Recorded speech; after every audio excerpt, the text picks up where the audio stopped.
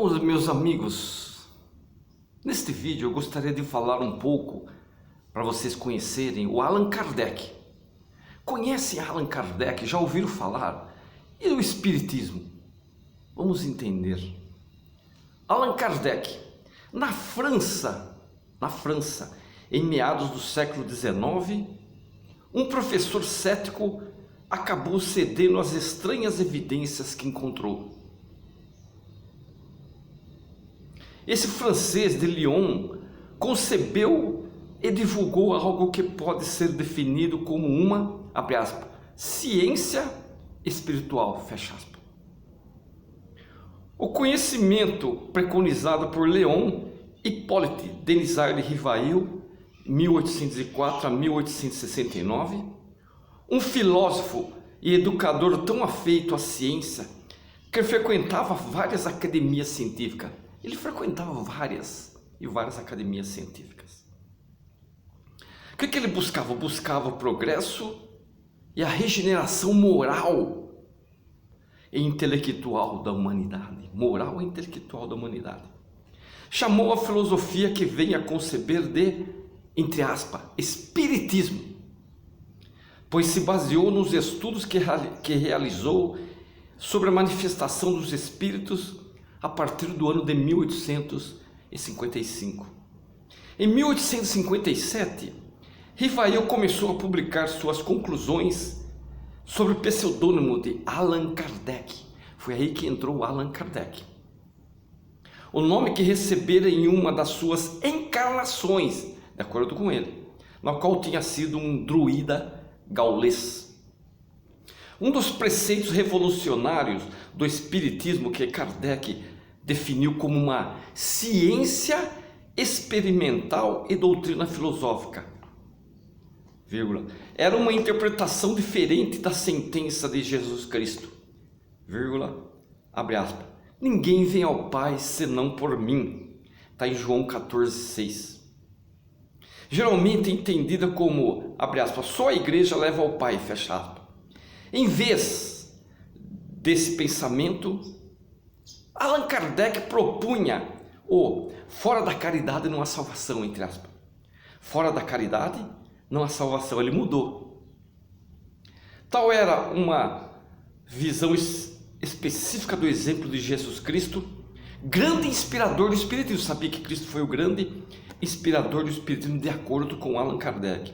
Para Kardec, a caridade iguala os homens perante Deus, somente a caridade. Liberta a consciência, irmana a humanidade através da tolerância e benevolência, em lugar da fé cega, entre aspas, que aniquila a liberdade de pensar. O Espiritismo instituía a fé inabalável, em lugar da fé cega, a fé inabalável, que podia encarar a razão face a face, em todas as épocas da humanidade.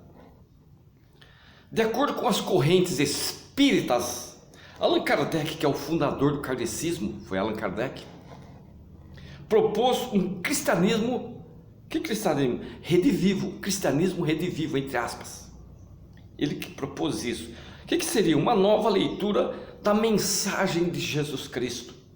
De fato, o cunho do kardecismo é basicamente cristão, concebido desde o início por seu postulador a partir do cristianismo.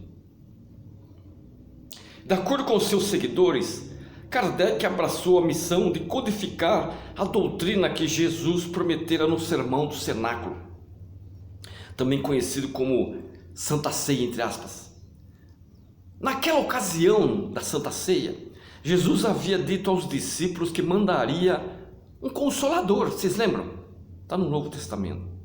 O Espírito Verdade, para descortinar o véu de tudo que havia ensinado a eles, aos discípulos. Foi assim que os espíritas identificaram o Espírito da Verdade, que responderia através dos médiuns sobre as dúvidas encontradas nos evangelhos, sobre a direção de quem? Sobre a direção de Allan Kardec. Portanto, os espíritas afirmam, o kardecismo é o resultado de um trabalho coletivo e conjugado entre espíritos, médiuns e o ilustre pedagogo e cientista que não quis publicar as obras com o seu nome, mas sim como Allan Kardec. Um nome que representava na Terra a falange do Consolador prometido por Jesus. Assim, o Espiritismo é considerado o cristianismo redivivo, de acordo com Kardec. Cristianismo redivivo. Conforme afirma Silvia Cristina Star de Carvalho Spuglia, da Federação Espírita do Estado de São Paulo, vírgula, abre aspas, o que ela fala? Acreditamos e procuramos colocar em prática os ensinamentos do Mestre Jesus. Amar a Deus e ao próximo como a si mesmo. Mas como tudo começou? Tudo começou em Hydesville, ou Hydesville, no estado de Nova York, nos Estados Unidos. Era dezembro do ano de 1847. A neve e a pouca luz do gélido inverno na costa leste americana davam um tom sombrio aos estranhos fenômenos ocorridos na casa da família Fox. Já ouviram falar? Ruídos e deslocamentos de objetos como copos e talheres insistiam em assombrar as irmãs Catherine, Lee e Margaret. Um espírito estava instalado na residência. Isaac Post, amigo da família, Isaac Post, sugeriu que se tentasse algum tipo de comunicação. Olha, vamos tentar algum tipo de comunicação com aquela pobre alma. Vamos. Numerando letras, ele pediu ao ente sobrenatural que produzisse golpes para formar palavras, golpes. E assim foi feito. Seu nome era Charles B. Rosna, o nome do espírito. Ele havia sido assassinado na casa e enterrado no porão da casa. Os Fox escavaram o local e de fato encontraram ossos humanos. A notícia causou sensação instantânea e cruzou o Oceano Atlântico.